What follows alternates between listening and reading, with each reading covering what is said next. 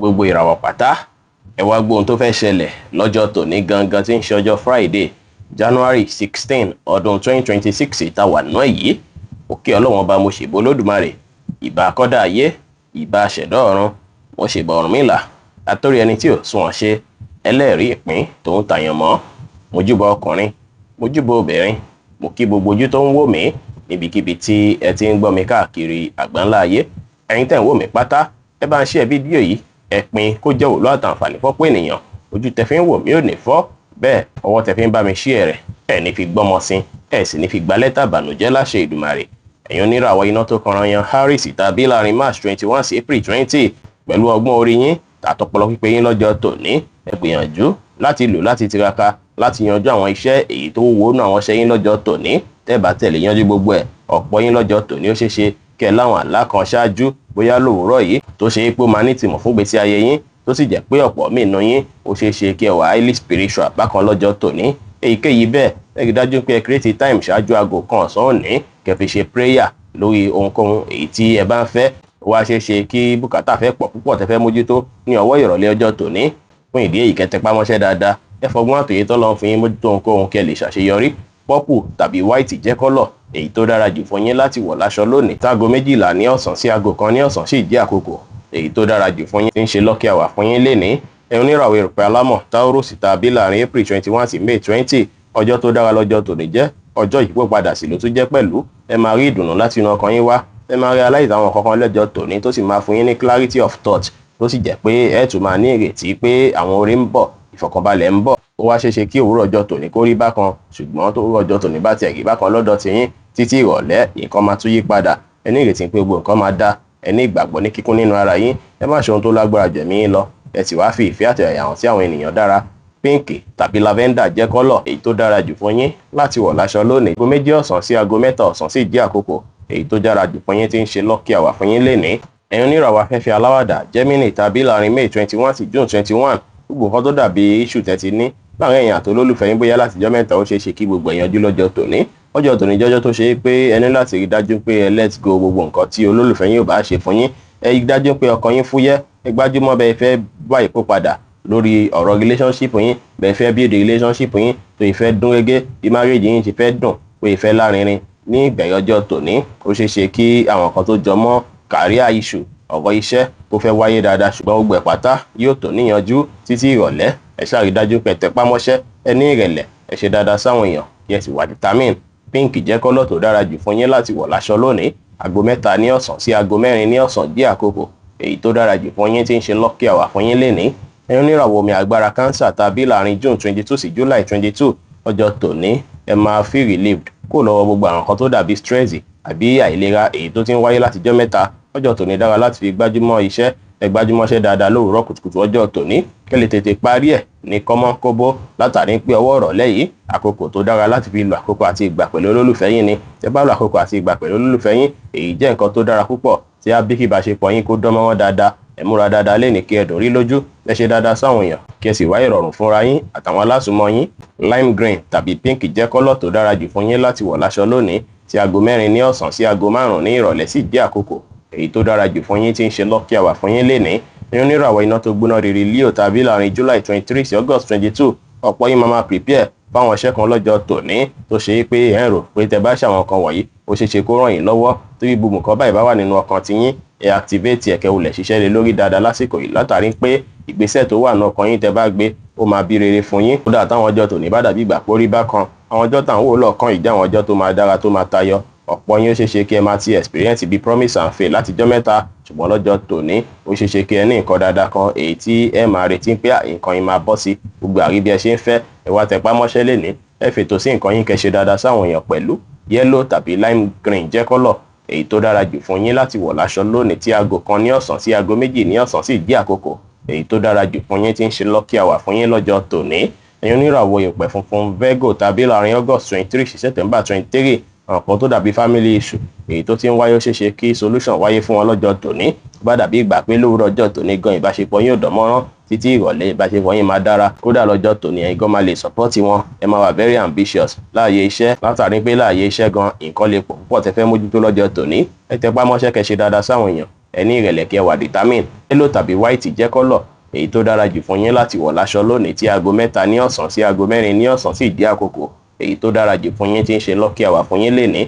ẹ̀yin oníràwọ̀ afẹ́fẹ́ má rí mi fín Libra tàbí láàrin September 24 sí October 23 ọkàn yín máa free lọ́jọ́ tòní. Gbogbo nǹkan tó dàbí negative thought ó ṣeéṣe kó kúrò nínú ọkàn yín lọ́jọ́ tòní tí kìí mọ̀ dájú pé ẹnu lè fẹ́ gbé yín o. Fún ìdí èyí ẹ ṣọ̀rọ̀ sọ, ẹ má sọ̀rọ̀ tó máa ṣàkóbá fọ́mọlàkejì, ẹ má ṣe èpè fún yàn lọ́jọ́ tòní o, látàrí pé ọ̀rọ̀ tẹ bá sọ ó lè fìdí múlẹ̀ lọ́jọ́ tòní. Ẹ rí dájú pé ṣe dáadáa sáwọn tó rọ̀gbà yín ká. Mo wá tún wòye sí pé ó ṣeéṣe kí ọwọ́ ọ̀rọ̀lẹ́ tòní tàbáṣálẹ̀ tòní kó jẹ́ àkókò tẹ̀yin àti mọ̀lẹ́bí yín tẹ́jọ́ máa wà ní ìrọ̀rùn àti ìdùnnú àtayọ̀. Ẹ fi ìfẹ́ àtàyà hàn sí àwọn ènìyàn, ẹ ṣe dáadáa sáwọn èèyàn lénìí bí a ti ṣe sọ, ẹ má wà finú tọ̀yàn, ẹ má gbára léèyàn rárá. Yellow tàbí white jẹ́ kọ́lọ̀ èyí tó dára jù fún yín láti wọ̀ láṣọ lónìí tí aago 2 ní ọ̀sán sí aago 3 ní ọ̀sán sì jẹ́ àkókò èyí tó dára jù fún yín tí ń ṣe lucky hour fún yín lénìí.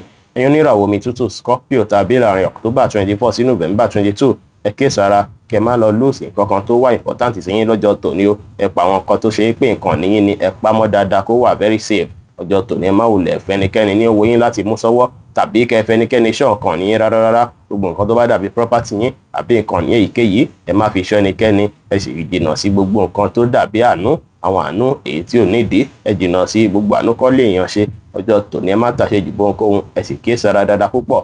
Lime green tàbí yellow jẹ́ kọ́lọ̀ tó dára jù fún yín láti wọ̀ láṣọ lónìí. Aago 7 àṣálẹ́ sí aago 8 àṣálẹ́ sì jẹ́ àkókò èyí tó dára jù fún yín tí ń ṣe lucky hour fún yín lénìí.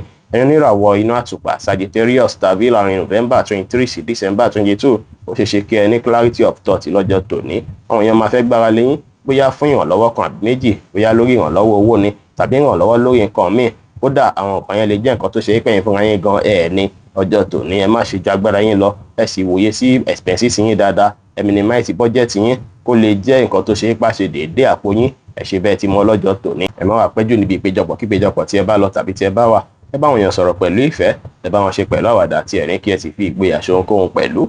Pink tàbí light green jẹ́ kọ́lọ̀ èyí tó dára jù fún yín láti wọ̀ láṣọ lónìí tí aago 11 láàárọ̀ sí aago 12 ní ọ̀sán sì jẹ́ àkókò èyí tó dára jù fún yín tí ń ṣe lucky hour fún yín lénìí. ẹ̀yin oníràwọ̀ erùpẹ̀ eruku Capricorn tàbí láàrin December 23 sí January 19 àsìkò yìí àsìkò tẹ́ máa lálàá púpọ̀ ni. Ó ti ṣe kẹ́ lálàá ṣáájú àkókò yìí. Àwọn kan lè dàbí gbà pé ó tún le koko bákan lásìkò yìí. Ó dá ọkàn yín lè gbalẹ̀ fún oríṣiríṣi ìrònú lọ́tún lósì. Ẹ lè máa láwọn àlá tó dàbí àlákàlà láti fi jọ́ mẹ́ta, ṣùgbọ́n kẹ́ mọ̀ dájú pé àwọn ọjọ́ tá à ń wò lọ́ọ̀kan yìí ire owó wà fún yín o, opportunity ńláńlá wà fún yín. Ẹ bá pray ẹ sì ṣe àwọn nǹkan tó jọ mọ́ spiritual work lásìkò yìí, ó ṣeéṣe kó ràn yín lọ́wọ́ láti sọ ilé koko yìí láti sọ di ìrọ̀rùn. Ẹ gbìyànjú láti release gbogbo nǹkan tó dàbí negative thought pátá àtàwọn ọ̀wà tẹ́mọ̀ pé ìwà yìí ò tọ́ tẹ́lẹ̀ ń ṣe. Ẹ rí dájú pé ẹ jìnnà sí, ẹ hùwà dáadáa kẹ́ sì gbájúmọ́ṣẹ́ dáadáa. Tí nǹkan bá wá dàbí ìgbà pórí bákan lásìkò yìí kí ẹ mọ̀ dájú pé ọjọ́ iwájú tá à ń wò lọ́ọ̀kan yìí ó máa dára púpọ̀. Sea green tàbí pink jẹ́ kọ́lọ̀ èyí tó dára jù fún yín láti wọ̀ láṣọ lónìí. Aago 10 láàárọ̀ sí aago 11 láàárọ̀ sì jẹ́ àkókò èyí tó dára jù fún yín tí ń ṣe lucky hour fún yín lénìí. ẹ̀yin oníràwọ̀ afẹ́fẹ́ oníbínú Aquarius tàbí láàrin January 20 sí February 19 ẹ kíyèsára pẹ̀lú àwọn ọ̀dàlẹ̀ tó rọ̀gbà yín ká. Àwọn scammer ẹ kíyèsára fún wọn lásìkò yìí o, tàbí àwọn èèyàn tó ṣe é pé ìwà wọn ò bá ti yín mu. Ẹ kíyèsára dáadáa látàrí pé àwọn èèyàn tó rọ̀gbà yín káwọn lè má rèròǹgbà dáadáa sí yín o. Ó ṣeéṣe kí ọ̀tá ìkọ̀kọ̀ pọ̀ fún yín lọ́jọ́ tòní tí wọ́n máa wá ìṣubú yín púpọ̀ ọjọ́ tòní. Ẹ rí dájú pé ẹ ṣe àdúrà dáadáa kẹ́sì rí dájú pé ẹ ṣe àwọn nǹkan tó jọ mọ́ spiritual work bíi back to sender tàbí nǹkan tí ẹ lè fi fẹ́gun tàbí àpèlé bọ́tà. Ẹ kíyèsára dáadáa, Ọlọ́run á jẹ́ kí ẹ borí gbogbo èròǹgbà bí èyí tọ́ta èyíkéyìí lè máa rò sí yín. Ẹ má kánjú ju bó ṣe ẹ lọ lórí ohunkóhun lénìí. Ẹ wà smart, ẹ plan nǹkan yín dáadáa. Ẹ má fọkàn sí gbogbo nǹkan kíkan tí ẹ bá ń retí kí ó lè wọlé ní ìrọ̀rùn. Ẹ má dẹ̀ kánjú láti decide àbí láti pinnu lórí ohunkóhun lọ́jọ́ tòní. Sky blue jẹ́ kọ́lọ̀ èyí tó dára jù fún yín láti wọ̀ láṣọ lónìí. Aago 5 ní ìrọ̀lẹ́ sí aago 6 ní ìrọ̀lẹ́ jẹ́ àkókò èyí tó dára jù fún yín tí ń ṣe lucky hour fún yín lénìí.